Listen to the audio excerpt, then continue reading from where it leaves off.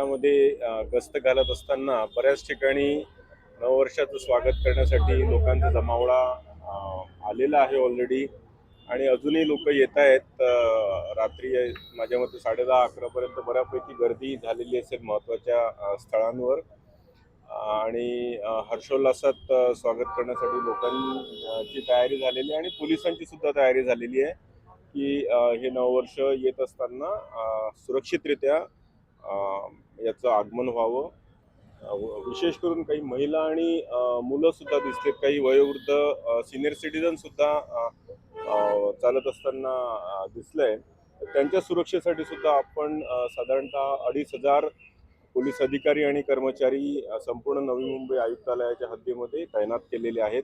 Fix पॉईंटच्या स्वरूपामध्ये, काही पॅट्रोलिंगच्या स्वरूपामध्ये, काही ठिकाणी नाकाबंदी केलेली आहे आणि काही छुप्या पद्धतीने सुद्धा आपले लोक अँटी सोशल एलिमेंट्सवर नजर ठेवणार आहेत.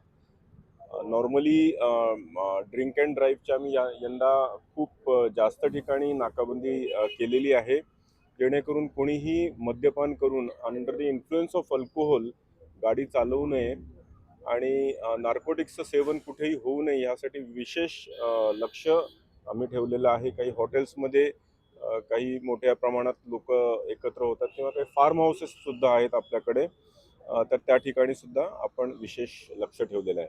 या उपर आपण आपल्या माध्यमातूनही आम्ही सर्व नागरिकांना अपील करतो की तरीसुद्धा कुठे काही अडचण आली किंवा काही चुकीचं घडत असताना जर आपल्या निदर्शनास आलं किंवा आपल्याला कुठल्याही स्वरूपाची जर मदत हवी असेल तर आपण 112 ह्या नंबरवर डायल करावं. पोलीस तात्काळ त्या ठिकाणी हजर राहतील. महानगरपालिकेच्या निवडणुका देखील आहेत, त्या आणि 31 आले, कसा बंदोबस्त असेल वाटतं?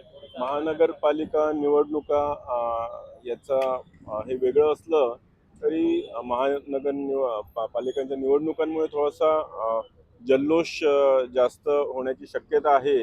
काही ठिकाणी 1-2-4 ठिकाणी अतिरिक्त ऑर्गनायझेस झालेल्या दिसत आहेत पार्टीज, तर त्या ठिकाणी सुद्धा आपण विशेष लक्ष ठेवतोय.